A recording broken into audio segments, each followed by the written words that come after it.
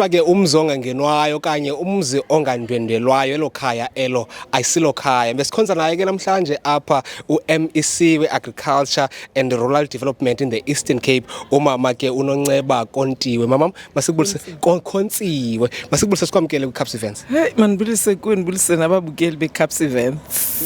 Ubuzile namhlanje uzokhonza uzova lenkonzo lena yamahlamvu. Mhlambi xa losobela umfanekiso engqondweni bekunjani apha ngaphakathi?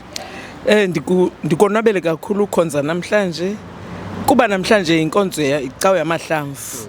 So ndiye ndava kakhulu xa umfundisi uVika ebe illustrator uba intoni na icawe yamahlamvu, injongo intoni na. So ndiye ndakonwabela kakhulu, sanikwa ithemba lokuba nawuphi na umthwalo onawo namhlanje uqibilikile.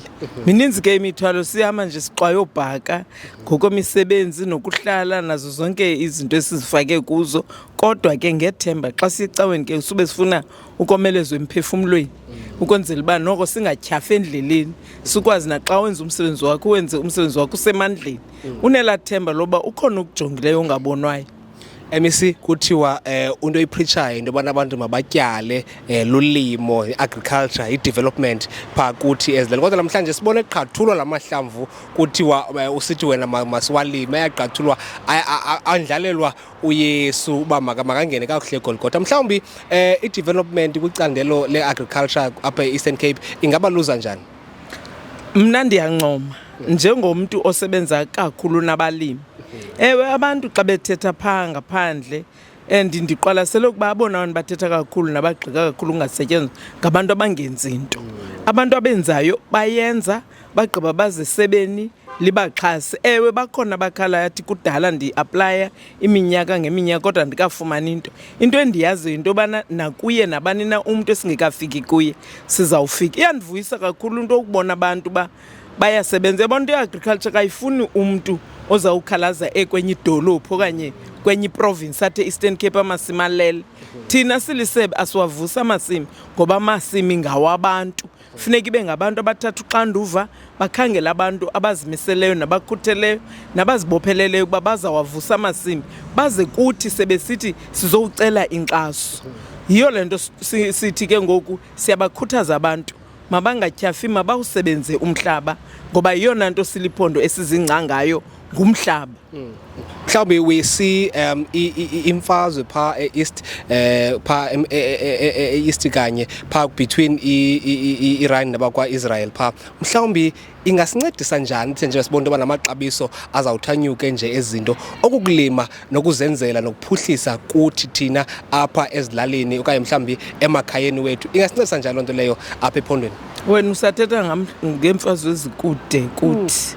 Mna ixhala lami into yobana xa kunovuka upresident esithi ngomso igrant ayisekho because abantu baxhomekeke kwigrant kangangoko banako, kanti xa ulima ulungiselela ingomso elalizwe lithi yiya embovaneni vilandini ngoba imbovane iyakwazi uziqokelela ukutya ithi ebusika ke ngoku ikwazi ukukhupha abantu batye. Bekungake abantu bangathi ngeli xesha urhulumente asenethuba lokukhupha inkxaso abaxhase nokubuya bacebisa ngokuba mabalungise ntoni, kuba kaloku ngoku urhulumente uveze ithuba loba sifuna nobancedisa bangoneli nje ukulimela ukutya, balimele ukuba ngoosomashishini abaphuma izandla.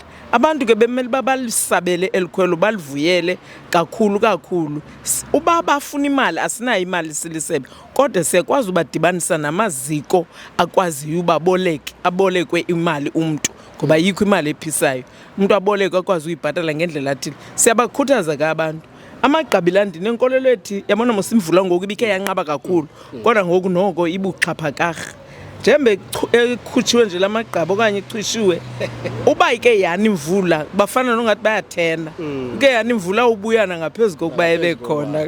MEC masibulele kakhulu ngexesha lakho mama, kodwa ke asikwazi ungayibuza nje xa sigqitha nje passingly yamiswa inkomfa eMonti. Mhlawumbi singalindela uba izawuphinda ibanjwe nini?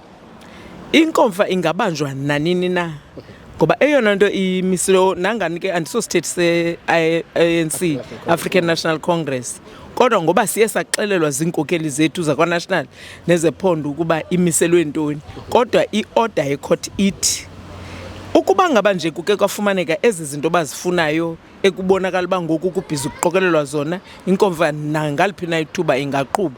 So imisiwe inkomfa, kulindeleke nje uba simamele umthetho wenkundla, nanini na xa kuthe yathi ke ngoku hayi izinto besizifuna sizifumene, ningaqhuba, izawuqhuba inkomfa. Nkosi kakhulu mama, siyabulela kakhulu ngexesha lakho. Nkosi kakhulu.